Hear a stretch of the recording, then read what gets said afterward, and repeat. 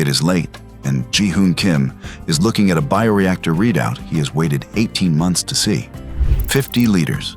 His cell-free expression system, the thing he has spent years designing, has just completed its first successful scale-up run at the volume that proves it can leave the lab and reach a manufacturing floor. It is the milestone the whole team was built around, and in the same quarter it arrives. Two things happen that have nothing to do with the science. His company's funding round collapses, and his H-1B lottery, for a new role he had been offered, comes back empty. We are breaking down everything you need to know. Check the timestamps on your screen to jump straight to the segment that impacts you more.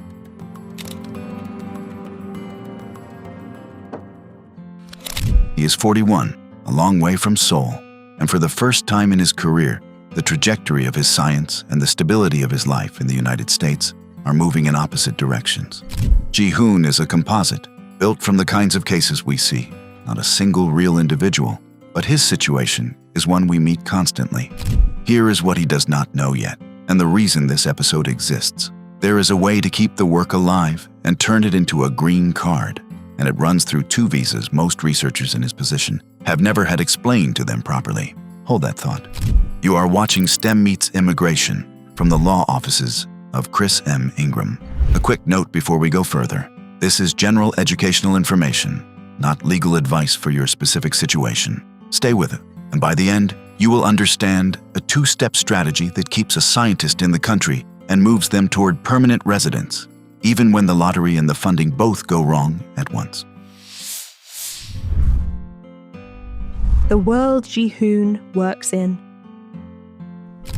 To understand why Ji-Hoon matters to the United States, you have to understand the field he works in and the pressure it is under. If you are a researcher in biotech or pharmaceutical manufacturing right now, the scenario in that cold open is not hypothetical. Across the pharma and biotech sector, the largest pharmaceutical companies collectively reduced their workforces by tens of thousands of employees over the course of 2025. Funding cycles, patent cliffs, and strategic realignments are producing real instability for the scientists inside these organizations, and for researchers on H-1B status. That instability does not just threaten a job, it threatens a life that was built here. But something is also happening on the other side of this story. Synthetic biology, the field moving engineered biology from the research lab to the commercial manufacturing floor, is one of the fastest growing sectors in the global economy. The global synthetic biology market is projected to grow from roughly $20 billion in 2026 toward nearly $100 billion by the mid-2030s, with North America holding the largest market share. The science is accelerating, the manufacturing capacity is being built, and the researchers who know how to do this work are in many cases exactly the people whose visa situations are most fragile. That gap between what the science needs and what the immigration system delivers is exactly what this series exists to close. Synthetic biology is becoming a cornerstone of America's bioeconomy strategy. Government investment has followed, the private sector has followed, and talent from around the world has followed. But brilliant scientists come here on visas, build careers here, file patents here, publish research that advances American competitiveness here, and then the immigration system creates pressure that has nothing to do with their scientific ability. That pressure is what today's story's about, and to understand how deep this field's roots run, it helps to look at the people who built it. The pioneers who built the field. Ji-Hoon works in a field that exists because a handful of scientists decided biology could be engineered, and many of them built that argument in American laboratories, drawing on talent from everywhere. Consider George Church, one of the founding figures of synthetic biology. From his lab at Harvard, Church helped turn the idea of programming living systems from speculation into an industry, and he has consistently emphasized the need for bold global talent to responsibly scale these technologies. Consider Jennifer Doudna, the Nobel laureate whose work on genome editing reshaped what the field can do. She has said there is nothing better than having people from different parts of the world and different educational backgrounds converging on a problem together. That is not a sentimental point. It is a description of how this field actually advanced. The breakthroughs in engineered biology did not come from one country or one tradition. They came from research communities that pulled talent across borders and let it converge. The cell-free systems Ji-hoon works on, the ability to take the protein-building machinery of a cell, strip away the living cell itself, and program what remains to build therapeutic molecules with extraordinary efficiency, sit on decades of exactly that kind of international convergent science. So when a researcher like Ji-hoon is at risk of being pushed out by a visa lottery, the loss is not only his. It is a loss to a field that was built, deliberately, on keeping people like him in the room. That is the argument for the strategy we are about to walk through, not sentiment, the way the science actually works. Ji-hoon's immigration strategy. Now back to Ji-hoon, and to that 50-litre readout. He grew up in Seoul, the son of a chemical engineer and a high school biology teacher. Science was the language of his household. He earned his doctorate in bioengineering from a top research institution in South Korea, then completed postdoctoral training in the United States, focused on the design of cell-free expression systems and the scale-up of engineered microbial strains for pharmaceutical manufacturing. He joined a US biomanufacturing company on an H-1B visa. He led scale-up programs, he filed patents, he presented at international synthetic biology conferences. His research appeared in respected peer-reviewed journals. Then came the two blows in the same quarter. The company entered a funding crisis. A Series C round that had been in advanced negotiation fell apart. Restructuring was announced, and Ji-hoon's program was placed on hold, pending strategic review. At the same time, the H-1B lottery for the new role that wanted him came back empty. He was knocked out of status immediately, but the program he had built was paused. The employer who wanted him could not hire him, and the employer whose name was on his visa was making decisions that had nothing to do with his scientific value. The runway was shortening. Ji-hoon found BreakthroughUSA.com. He called the law offices of Chris M. Ingram. As attorney Chris M. Ingram explained to him, the immigration system does not always recognize the moment when a scientist becomes indispensable, but the right legal strategy can create the stability that lets that scientist keep doing the work that made them indispensable in the first place. That strategy began with the O-1A visa. The O-1A bridge. So what did his lawyers reach for first? Not the green card, the bridge. The O-1A visa is designed for individuals of extraordinary ability in science, business, education, or athletics. It is not a self-petition the way EB-1A is. An employer or authorized agent sponsors it. But it is also not tied to a single employer in the rigid way H-1B status can be, and it has no lottery and no annual cap. For Ji-hoon, it offered something critical: breathing room. His evidence package was built carefully. Peer-reviewed publications with documented citation impact, patents filed in connection with proprietary bioprocess innovations, invitations to present at major synthetic biology conferences as a featured contributor, expert opinion letters from leading researchers who documented not just what Ji-hoon had achieved, but why those achievements represented a meaningful advancement for the field as a whole. Together, that package met multiple O-1A criteria under the regulations. The petition was approved. Ji-hoon had stability. He could work, continue his research, and begin building toward something permanent. The O-1A solved the emergency, but it is a temporary visa. The real question was where it led. The permanent pathway, EB-1B. Here is where the strategy turns from survival to destination. The permanent pathway was the EB-1B, outstanding researcher or professor. It is important to understand what EB-1B requires, because it is different in kind from the self-petitioned routes. This is an employer-sponsored petition. A qualifying US research employer must file on the scientist's behalf and commit to offering a permanent research position. The applicant must demonstrate international recognition as outstanding in their academic or research field, and they must meet at least 2 of 6 specific evidentiary criteria established by USCIS. Ji-hoon's profile mapped directly. His publications and citation record addressed the scholarly articles criterion. His patents and the documented industry adoption of his scaled processes addressed original contributions of major significance. His conference leadership addressed participation as a judge of the work of others in the field. His expert letters established international recognition at the level the category demands.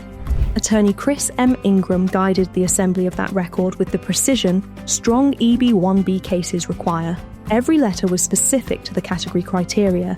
Every publication record was presented alongside evidence of its impact. The employer's offer letter and research program documentation were structured to meet USCIS expectations precisely.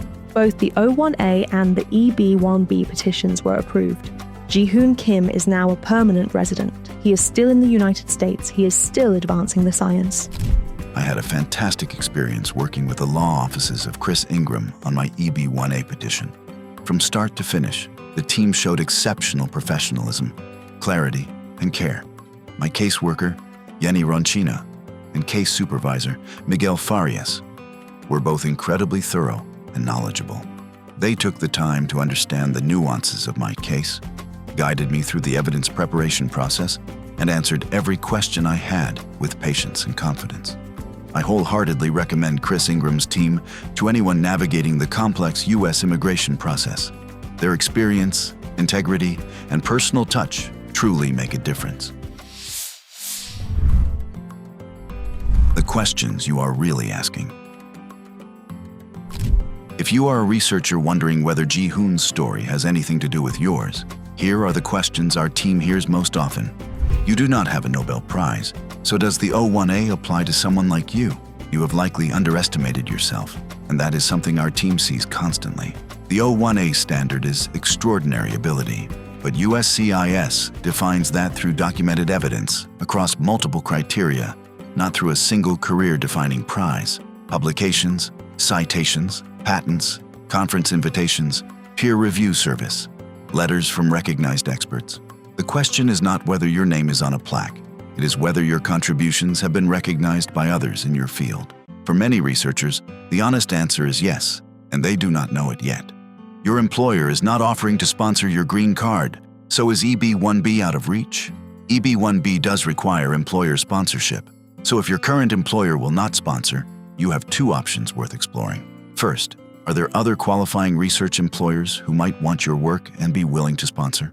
A strong EB-1B profile can be a compelling thing to offer a prospective employer. Second, if employer sponsorship is genuinely unavailable, might your profile support an EB-1A self-petition instead? The bar is higher, but it needs no employer. Our team evaluates both together, so you see the full picture before committing to a strategy. And what happens to your H-1B if your employer has layoffs or funding problems? There is a grace period of 60 days when H-1B employment ends, a window to find a new employer, change status, or file a petition that bridges you. But 60 days moves faster than most people expect, especially while managing a job search. If your employer is showing signs of instability, do not wait for the announcement. Seek a legal assessment now. Early action expands your options. Late action narrows them in ways that can be very hard to reverse. Pockets of hope, alternative pathways. Ji-hoon's path was O-1A to EB-1B, but that is not the only route researchers have when H-1B pressures mount. If your publication record and field recognition are strong, EB-1A extraordinary ability is a self-petition option that removes employer dependency entirely. The evidentiary bar is higher, but the independence it offers can be worth pursuing for the right profile. If you hold a master's or PhD in a STEM field, and your work has national importance, meaning you can show that advancing your research benefits the United States beyond your employer's immediate interests, the EB-2 National Interest Waiver is another employer-free pathway that has supported researchers across many disciplines. And for scientists whose employers have multinational footprints, the L-1A Intracompany Transferee Visa for managers and executives, or the L-1B for specialized knowledge, can provide a bridge that keeps status stable while a longer-term strategy is built. No pathway is universal. Every researcher's profile is different. What the law offices of Chris M. Ingram offers is a complete assessment of the options actually available to you. Not a generic prescription, but a strategy built around your specific record. A note on who this applies to. A quick word on eligibility, because it matters. The O-1A and the EB-1B both require a petitioner, an employer or agent for the O-1A, and a qualifying research employer offering a permanent position for the EB-1B. So neither is a self-petition the way EB-1A is. Completing the green card also requires either that you are outside the United States and proceed through consular processing, or that you are inside the United States maintaining full lawful status throughout, because these pathways do not repair a status that has already lapsed. Your nationality, your current status, and your record all shape the route. So the specifics are a conversation to have with a qualified attorney about your own facts. The action plan. If Ji-hoon's situation sounds familiar, here is how to approach the next few months with intention rather than reaction. Start with an honest assessment of your evidentiary record. Pull your publications and check where they have been cited. List every conference where you have presented or been invited as a reviewer or speaker. Identify every patent you have contributed to.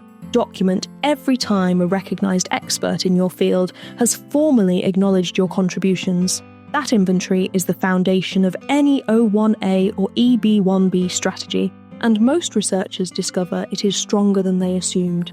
Then take that inventory to a qualified immigration attorney who specializes in EB-1 and O-1 categories, not a general practice firm, not an employer's in-house HR team, a specialist. The framing and presentation of your evidence matters as much as the evidence itself. Cases with identical underlying records have produced different outcomes based solely on how the petition was argued. Understand your timeline. Know exactly when your current status expires. Know your grace periods. Know whether your I-94 date and your visa stamp date are aligned. These are not bureaucratic details. They are the boundaries within which your strategy must operate, and move sooner than feels necessary. The researchers who come in with months of runway secure strong outcomes far more often than the ones who come in with weeks. Ji-hoon Kim did not leave. The cell-free manufacturing program placed on hold during the funding crisis did not end there. It moved with him, through the O-1A bridge, through the EB-1B approval, into a research position at a new institution that recognized exactly what he had built. The 50-liter scale-up data that had almost disappeared into a restructuring announcement became the foundation of the next phase of work. The patents remain active. The research continues. He is not thinking about his visa anymore. That pressure is gone, and what replaced it is what he came here for. Somewhere in a research facility in the United States right now, a bioreactor is running a program he designed. One quick question before you go, and we would like your answer in the comments. Keep it general, please. No personal details or case specifics. In your own field, what is the milestone that would tell you your work has left the lab and started to matter? Just name it. We read them. If you recognize your own situation in his story, the program you built, the visa clock you are watching, the options you are not sure you have, visit breakthroughusa.com. The law offices of Chris M. Ingram has guided researchers exactly like you from that moment of uncertainty to a green card approval. And here is where we are headed next. Ji-hoon's case turned on the EB-1B, an employer-sponsored green card. But what happens when there is no employer willing to sponsor, and the only way forward is to petition entirely on your own? Next time, we open up the self-petition in full, the pathway that needs no boss, no offer letter, and no permission, and the one question you have to be able to answer before it works. As attorney Chris M. Ingram says, that next chapter is possible. It starts with a conversation. This has been general educational information, not legal advice. For guidance on your own situation, speak with a qualified immigration attorney.